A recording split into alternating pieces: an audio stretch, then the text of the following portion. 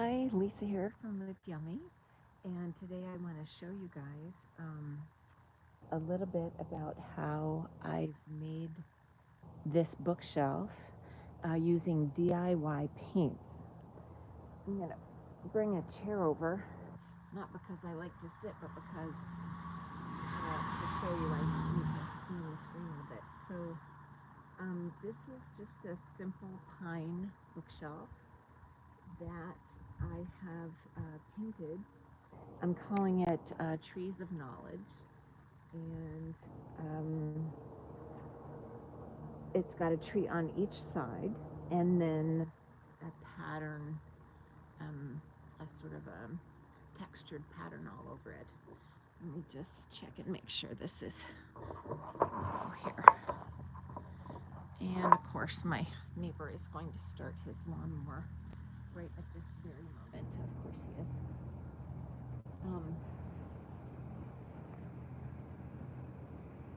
So bear with me here. I'm going to pull up my laptop so I can. There we go. Okay. All right. So, if you've ever used DIY brand paints, they're clay-based paint, mostly porcelain clay. This is the kind of beautiful, rich color that you get from this paint. I really, really love this paint.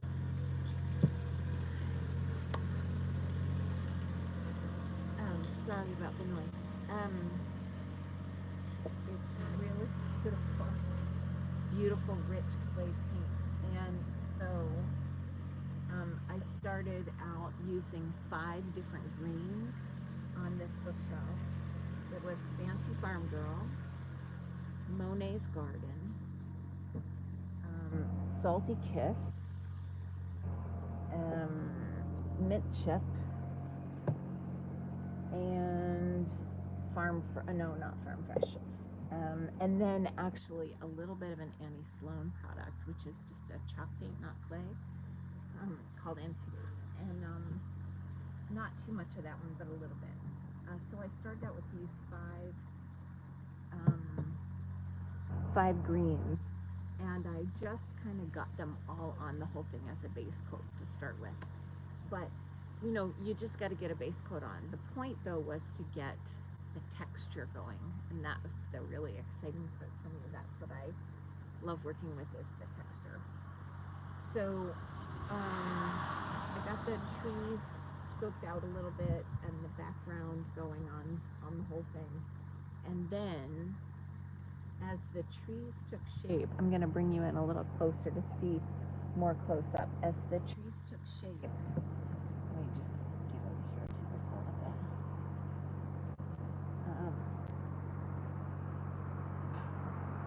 I'm going to bring you in a little closer. As the trees took shape, I started putting more. Pardon me, I'm so sorry about the noise of the tripod. Bear with me there. Okay.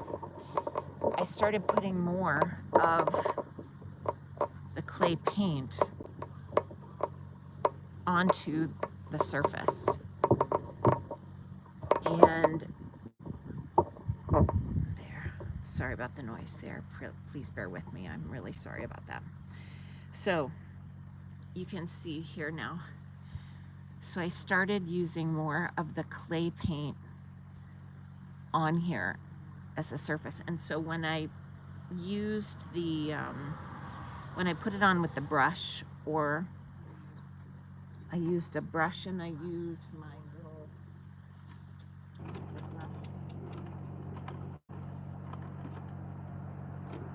well, where is it? I used a brush and I used all kinds of little tools to put the paint on with, right? And so the idea was to put it on and let the clay paint dry a little bit, and it would go on a little bit lumpier and not just smooth, because I wanted the texture of the tree, the bark of the tree, to have a little texture. And then the key is to use a drier brush. So, for example, this is a dryer brush, and I would get the paint on here on a dryer brush, excuse me, dryer brush, and then just scrape it across the top where there was already a little bit of height, a little bit of volume on the paint, on the dried paint, and it would just put some of the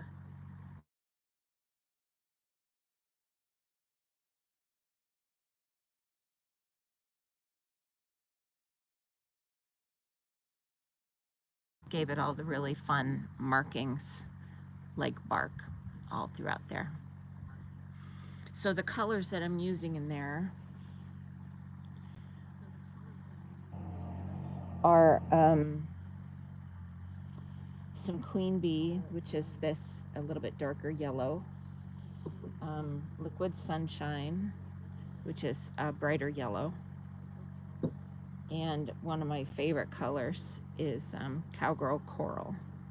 It's a really heavenly color. It's really beautiful in here. I used all those for the leaves as well. Ah, thank you, neighbor.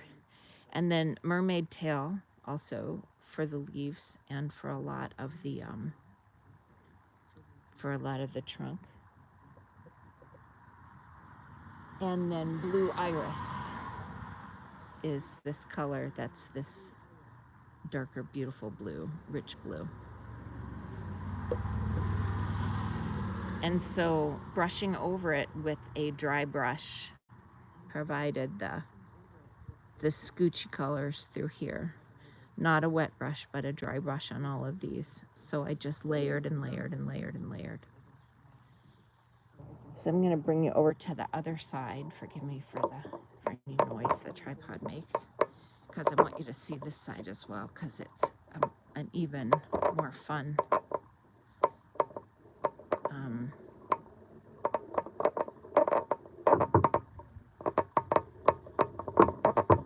Jeez, I'm so sorry about that noise.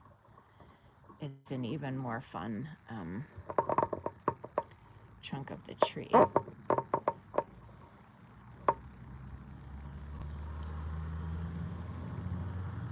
So here you can see the same thing. This one has a little bit different color combination or different color pattern. Instead of the tree on the trunk being green, the background is green, and the trees are more sort of fantastical. And so I used the DIY clay-based paint to put on here, and you can't really tell this, but there's actually quite a lot of paint on here, and I let a whole strip of it dry out a little bit, and then I clumped it on there. It was kind of like sculpting with clay. That's one of the great things about this paint, is it will reconstitute with water, so I put a little bit on there, like a clump of it, and then sculpted it around. And maybe you can see the layers, and you can see the ridges. And I achieved the ridges by painting some with wet paint, like the Cowgirl Coral underneath the bottom layers, the bottom colors, and then dry brushed the other colors, using a dry brush with just a little bit of paint on it and brushing it across the tops of all once everything else is dried, just brushing like the blue across the tops of all the ridges. And that gives it that beautiful striation. And it really looks, I mean, in a fantastical way, because of course tree bark isn't blue, but it looks like tree bark in these patterns going through in a fun and fantastical way. And so all throughout this whole tree base, I did a whole set of patterns. Now, I'm sorry about the noise. I'm going to take you off the tripod for just a second. So I've got to find a way around that noise. I'm really sorry about that. So then I'm going to show you a whole different kind of texture. So that was the sort of standard texture. And then this is a whole other kind of texture.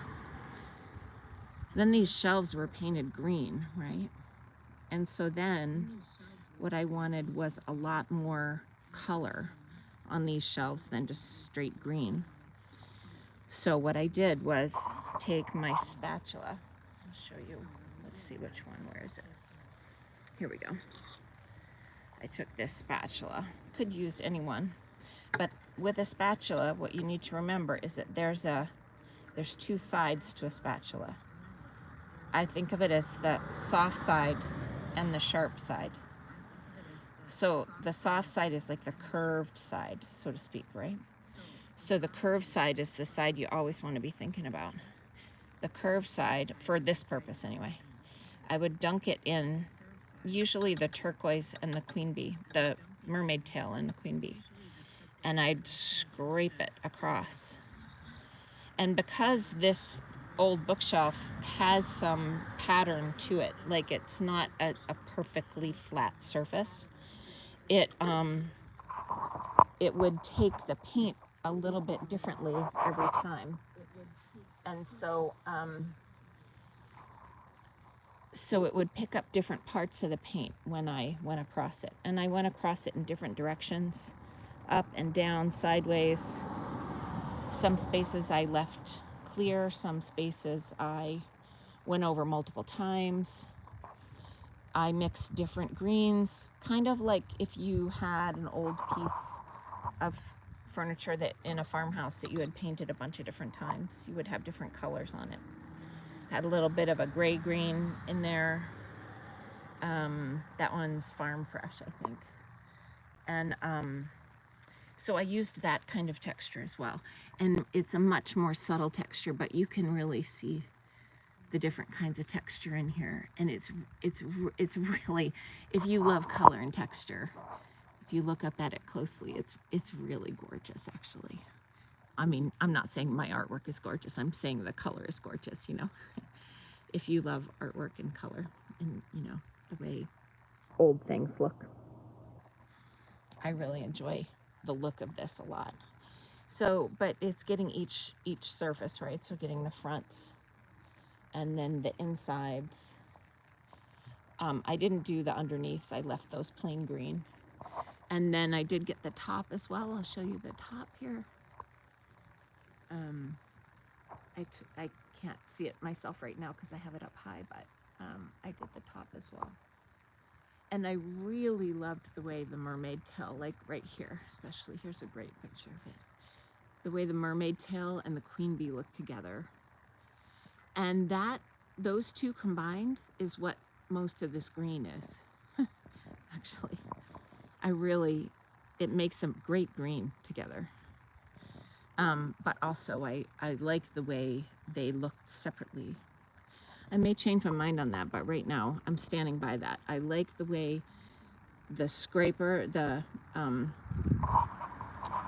palette knife makes sometimes a little bits of scrapes in the existing paint, and that gives it some, you know, some cool patina, some cool history. I put some of the blue iris, a little bit of the blue iris in the project as well.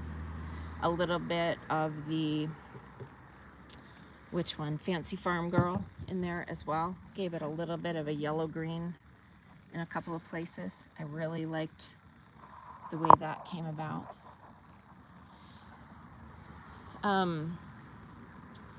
So those are the two kinds of texture. One is the putting clumps of clay up on the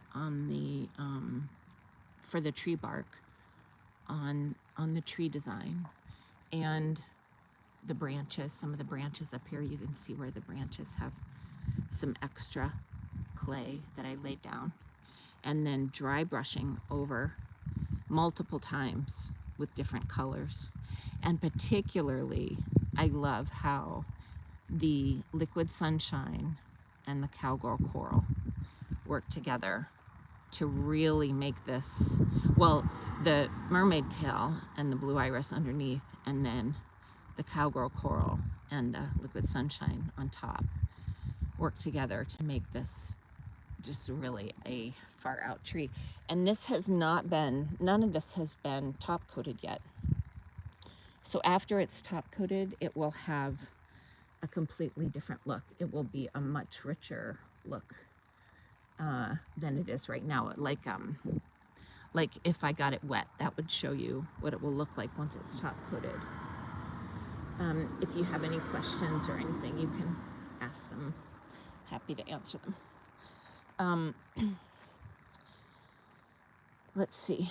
And then this is the other tree here that shows a lot more blue in this pattern. And, you know, the leaves, of course, are just multicolored leaves that I thought would be fantastical and fun. And those are the two pattern texture styles that I've used in this piece. And this will be released in my new collection that's coming out the weekend of October 3rd, 4th, 5th, and 6th. So thank you for stopping in, and appreciate your support and your interest, and ask any questions and I will answer. All right.